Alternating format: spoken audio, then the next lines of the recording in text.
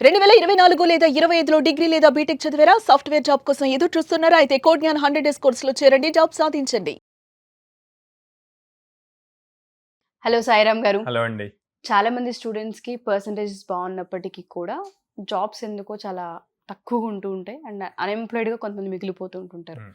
ఆ రీజన్ ఏంటి అంటారు? స్కిల్ లేకపోవడమా? లేదంటే ఇంకేదైనా ఇంప్రూవ్ చేసుకోవాల్సిన అవసరం ఉంటుంది అంటారు? అంటే మా పర్సంటేజ్ పాయింట్ చూసుకుంటే ఇవన్నీ కాలేజ్‌లో వాళ్ళు రాసిన ఎగ్జామ్స్‌కి వచ్చే పర్సంటేజ్. ఎగ్జామ్స్ అన్నప్పుడు అదంతా కూడా థియరిటికల్‌గా ఉంటదన్నమాట.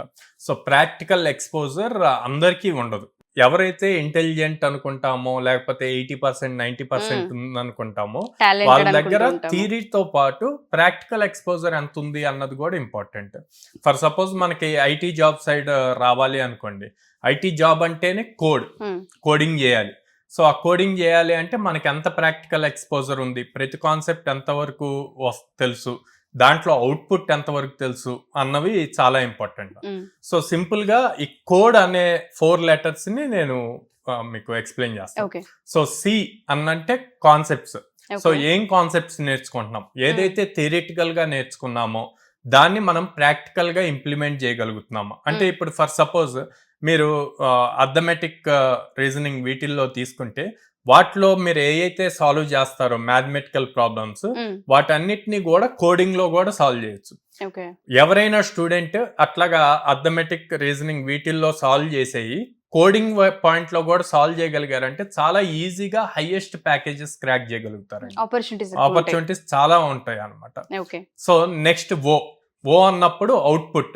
సో అవుట్పుట్ ఏమొస్తుంది అన్నది ఇంపార్టెంట్. జనరల్ గా అందరూ సర్టిఫికేషన్స్ ఇట్లాగా చూస్తారు. ఇక్కడ కావాల్సింది సర్టిఫికేషన్స్ కాదు, మనం జాబ్ ఓరియంటెడ్ వెళ్తున్నాం కాబట్టి సర్టిఫికేషన్స్ మీద ఫోకస్ కన్నా కూడా ఎన్ని రియల్ టైం ప్రాజెక్ట్స్ చేయగలుగుతున్నాం అన్నది ఇంపార్టెంట్.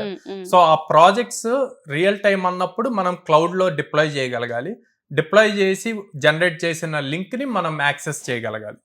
ఓకే, సో అలాగా అవుట్పుట్ బేస్ చేసి చేయాలని. Next D for dedication. So ఎంతవరకు డెడికేటెడ్ గా వర్క్ చేస్తున్నాం. జనరల్ గా స్టూడెంట్స్ పాయింట్ లో మాట్లాడితే అరే నాకు ఇవాళ మూడ్ లేదురా చదవటానికి ఇట్లాగా మాట్లాడుతూ ఉంటారు. ఇక్కడ మనకి మూడ్ కాదు, అది మనకి రొటీన్ అవ్వాలండి. బోర్ కొట్టే టైప్ లో వెళ్ళిపోవాలి. ఎవ్రీ డే మీరు కంపల్సరీగా ఈ టైం నుంచి ఈ టైం దాకా ఈ సబ్జెక్ట్ ప్రాక్టికల్ నేర్చుకోవాలి, స్కిల్ నేర్చుకోవాలి, ప్రాక్టీస్ చేయాలి అన్న పాయింట్లో ఎవ్రీడే అదే చేయాలన్నమాట. ఓకే, నెక్స్ట్ ఈ ఫర్ ఎగ్జిక్యూషన్. ఎలా ఎగ్జిక్యూట్ చేస్తాం, మనం నేర్చుకున్నాము, కాన్సెప్ట్స్ నేర్చుకున్నాం, ప్రాక్టికల్గా స్కిల్స్ తీసుకున్నాము, ఓకే డెడికేటెడ్గా ఉన్నాము, ఫైనల్గా అవుట్పుట్కి ప్రాజెక్ట్స్ చేయగలుగుతున్నాం. ఎగ్జిక్యూషన్ అన్నప్పుడు మనం దీన్ని ఎట్లా ప్రొజెక్ట్ చేయగలము అన్నది ఇంపార్టెంట్. సో అప్పుడు ఏం చేయాలి, హ్యాక్థాన్స్ ఇవన్నీ ఎక్కడ జరుగుతున్నాయి, సో ఆ హ్యాక్థాన్స్కి రిజిస్టర్ అయ్యి అక్కడికి వెళ్ళి మన స్కిల్ని ఎగ్జిక్యూట్ గనక చేయగలిగితే అక్కడ చాలా మంది ఎంఎన్సి కంపెనీస్ నుంచి, స్టార్ట్అప్ కంపెనీస్ నుంచి జడ్జెస్ గా వస్తారండి. ఓకే, అలా వచ్చినప్పుడు వాళ్ళకు ఒక ఇంప్రెషన్ గనక క్రియేట్ అయితే మీకు ఆపర్చునిటీ రావచ్చు. వాళ్ళు డైరెక్ట్ గా అదే తిన దగ్గర స్కిల్ ఉంది, మనం ఒక ఇంటర్న్షిప్ ఆపర్చునిటీ ఇద్దాం, లేకపోతే ఫ్రెషర్ లెవెల్ రోల్ కి తీసుకుందాము అని చెప్పి ఒక ఇంటర్వ్యూ ఆపర్చునిటీ ఇస్తారు. సో అట్లాగా మీరు ప్రాపర్ గా ఐటీ జాబ్ కి రావాలి అనుకుంటే కోడ్ ని ప్రాపర్ వేలో గనక ఫాలో అయితే ఖచ్చితంగా లైఫ్ సెటిల్ అవుతుంది. ఏదైతే కోడింగ్ తో జాబ్స్ క్రాక్ చేయాలనుకుంటారో అదే కోడ్ ని ఫస్ట్ వీళ్ళు ఫాలో అవ్వాలి. సో అది అప్లై చేయగలగాలి. డెఫినెట్ గా sir, thank you sir, thank you so much. Thank you అండి. సో ఏ విధంగా అప్రోచ్ అవ్వచ్చు అంటారు? స్క్రీన్ మీద కనిపిస్తున్న నెంబర్ కాల్ చేయొచ్చు అండి, ఆర్ డైరెక్ట్ గా మా బ్రాంచెస్ కి విజిట్ చేసి కౌన్సిలర్స్ తో మాట్లాడొచ్చు.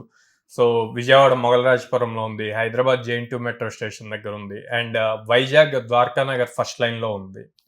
అండ్ ఎవరైనా గర్ల్స్ జాయిన్ చేయాలి, గర్ల్స్ ని వాళ్ళకి హాస్టల్ ఫెసిలిటీ కావాలి అంటే గనక మనకి విజయవాడ బ్రాంచ్ లో in-house with in the campus లోనే హాస్టల్ కూడా ఉంటుంది. ఓన్లీ విజయవాడలో. అండ్ ఇంకొక డౌట్ సార్, చాలా మంది అడిగేది ఏంటంటే కోడ్ జ్ఞాన్ లో జాయిన్ అవ్వాలంటే కోడ్ జ్ఞాన్ లో పర్సెంటేజ్ ఏమన్నా చూస్తారా స్టూడెంట్ కి అన్న పాయింట్ కూడా చాలా మందికి ఉంది. మినిమం పర్సెంటేజ్ ఏమన్నా? సో మినిమం 60% ఉంటే మనం మినిమం 100 జాబ్స్ అష్యూరెన్స్ ఇస్తామండి. 100 ఆపర్చునిటీస్ చూపిస్తాం.